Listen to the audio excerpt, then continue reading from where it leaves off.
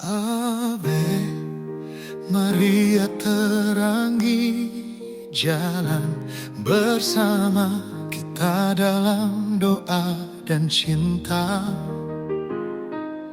Setiap cerita, setiap jiwa bersama Ave Maria. Mbak Karmel Cikanyere. Dan bersama kita narasumbernya adalah Frater Kevin. Halo Frater, terima kasih loh untuk waktunya, udah mau meluangkan waktu untuk kita. Frater Kevin ini adalah Frater CSE dari komunitas Padang Gurun. Makanya dia juga bilang, teman-teman nanti main deh ke sini ya. Fraternya jago bikin kopi juga. Frater, Frater kan pasti di sini kan ada berdevosi juga dengan Bunda Maria ya. Frater pasti punya pengalaman pribadi dengan Bunda. Boleh dong Frater sharingkan pengalaman pribadi apa yang paling menyentuh dan berkesan dengan Bunda Maria? Oke.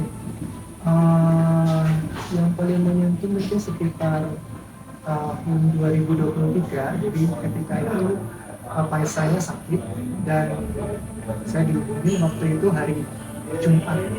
Hari Jumat itu dihubungin papa masuk IGD. Tapi sebelumnya masuk IGD. Kalau masuk di IGD sih saya udah sering dengar ya karena papa suka punya sakit paru-paru gitu. Jadi sering bolak-balik masuk IGD. Bukan, PPOK. Jadi otot di paru-parunya itu molor begitu, jadi membuat dia susah untuk bernafas. Kalau sering bolak-balik IGD saya udah sering dengar gitu. Tapi kemudian ketika Rabu itu masuk IGD ya udah saya doa biasa saja gitu. Tapi kemudian ketika hari Jumat itu diberitahu papa masuk ICU gitu, masuk ICU. Dan ketika itu entah kenapa saya cuma merasa nggak bisa gitu. Nggak tahu, saya bukannya mendoakan bukannya mendoakan papa seperti tidak, tapi entah mengapa saya cuma mendapatkan feeling bahwa nggak bisa gitu dan nggak akan bertahan gitu. Nah, tapi sudah saya waktu itu pas lagi doa, pas kebetulan waktu itu kami adorasi bergilir di komunitas kami ya, saya waktu itu serahkan papa di depan sakramen waktu itu seperti itu. Kemudian hari Rabu depannya saya iseng-iseng bertanya gitu, iseng-iseng bertanya kepada pimpinan saya, bolehkah saya pulang ke rumah karena kabar dari rumah sakit bahwa katanya kami disuruh mempersiapkan diri untuk hal yang terburuk begitu, karena kelihatannya tidak akan tertolong. Kalau boleh tahu Frater dari mana? Saya dari Surabaya. Surabaya. Ya. Kemudian setahu saya kami yang dari komunitas Padang Gurun itu tidak boleh sembarangan pulang. Boleh pulang pun dalam keadaan maksudnya orang tua sudah meninggal gitu. Itu boleh diizinkan pulang. Tapi ini kan papa masih kritis, tapi kan masih hidup gitu. Iya. Saya tidak tahu apakah kritis tapi ya sudah saya wawancara saja, saya tanyakan kepada pimpinan bilang ya tolong berangkat. Diizinkan berangkat. Sudah waktu itu Rabu pagi saya cari tiket, kemudian saya cari tiket dapatnya Kamis pagi jam 3 pagi. Ketika sambil menunggu itu saya cuma berdoa kepada Bunda Maria, jaga papa sampai saya datang. Paling nggak sampai saya datang. Itu cuman itu aja yang saya lakukan ketika sambil nunggu dari cari tiket sampai mau berangkat hari Kamis jam 3 pagi itu. Saya cuma berdoa itu, Tuhan dan Bunda Maria minta tolong jaga papa sampai saya datang. Nah, kemudian saya sampai di Surabaya sekitar jam 6 itu sudah sampai di rumah sakit di Surabaya. Sampai di sana ya memang saya tidak bisa ketemu karena papa dimasukkan di ICU yang tidak boleh disentuh. Jadi hanya bisa dilihat dari monitor saja. Jadi sudah saya lihat dari monitor itu, kemudian boleh ditelepon, kemudian telepon, kemudian telepon yang di dalam itu di ruang ICU ditelepon papa, kemudian saya ngomong ke saya. Ketika saya ajak bicara papa itu semacam kayak ada reaksi gitu. Memang dia tapi kayak mau ngomong sesuatu gitu. Ketika melihat itu saya cuma saya boleh sampai. Kemudian setelah saya selesai ngomong segala macam, udah kamu tinggal karena ya kondisinya papa memang stabil dalam keadaan itu stabil terus itu kan nggak. kemudian kami tinggal untuk makan pagi. Tidak sampai 1 jam kami balik lagi, kemudian kami cuma tunggu ya sampai 15 menit ya, di ruang tunggu itu. Kemudian perawatnya bilang apa sudah nggak ada. Jadi sekarang langkah terakhir adalah melakukan CPR dan segala macam. Nah, ketika itu saya cuma bersyukur Tuhan, terima kasih. Saya masih diberi kesempatan untuk meskipun nggak bisa ketemu langsung, ya, tapi masih sempat ngomong sebentar gitu ke papa, dan kelihatannya waktu itu apa namanya ada sedikit respon. Ya, saya kira itulah yang membuat saya makin mencintai Tuhan dan makin mencintai Tuhan. Karena permohonan kecil gitu ya.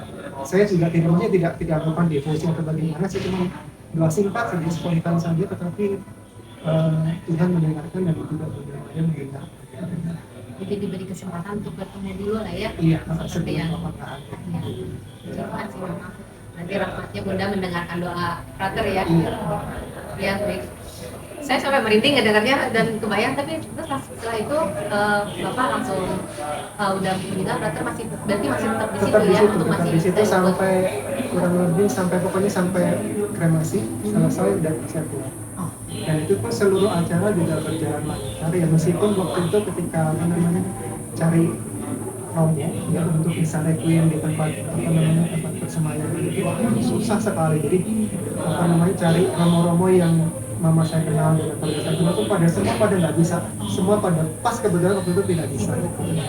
Kemudian saya mikir ini emang nggak bisa, minta 1 romo aja untuk misain papa gitu ya, sebelum dibawa ke kremasi gitu. Kok susah sekali gitu. Kemudian tiba-tiba saya cuma terdorong, Bunda tolong atau carikanlah imam untuk mendoakan apa gitu ya. Kemudian satu teman SMA saya datang untuk melayat gitu ya.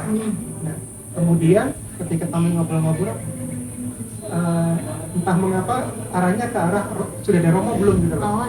Nah, tanya begitu, kemudian saya jawab belum ada, di mana? Terus dia bilang, itu di ruangan sebelah tuh ada romo aku kenal gitu, coba ke sana gitu.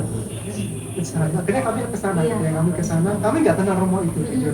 Nah, romo itu sekarang menjadi uskup kami. Uskup Surabaya? Iya, Monsinyur Didi. Wah, luar biasa sekali. Jadi teman saya kenalkan kami dengan romo ini, jadi kemudian ketika ditanya romo boleh bantu nggak untuk besoknya? Iya. Anda misa requiem jam 3 gitu, romo ini, oh iya bisa. Itu padahal kami nggak kenal sama sekali dan baru ketemu waktu itu, tapi luar biasa lah, dari satu hari yang kami cari tidak dapat, tapi ketika saya berjumpa dengan itu, kemudian saya cuma minta doa singkat kepada Bunda tolong cari langsung dapat di tempat itu juga. Iya. Ya, begitu semuanya akhirnya bisa terjadi. Dari pengalaman frater berarti sebetulnya hanya doa spontan itu aja ya, kayak kita cuma udah tolong saya minta, cuma gitu doang, kita nggak perlu yang berdoa panjang-panjang, saya harus rosario atau harus gimana juga sebetulnya.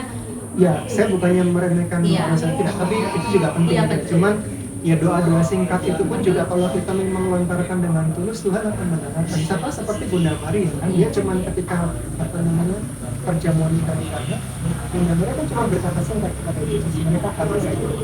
Oh iya. Maria cuma bilang itu aja, tapi akhirnya Tuhan Yesus menjawab permintaan. Iya. Permintaan singkat, tapi kalau memang itu yang ditanya, kami harus jawab. Oh iya. Itu saya belajar dari Bunda Maria seperti itu. Betul. Iya sih betul ya. Saya juga jadi tersadarkan sebenarnya kita nggak perlu itu, yang penting kedekatan kita juga, keyakinan kita dengan Bunda dan Tuhan yang bisa membuat apa yang tidak mungkin menjadi mungkin ya di saat itu. Baik kalau gitu. Terima kasih frater, mungkin ada cerita lainnya. Iya, baik, terima kasih ya frater untuk sharingnya, teman-teman. Mudah-mudahan bisa mendapatkan insight ya yang sangat luar biasa dari sharingnya frater, dan jangan lupa terus mencintai Bunda kita, Bunda Maria. Sampai ketemu di episode berikutnya.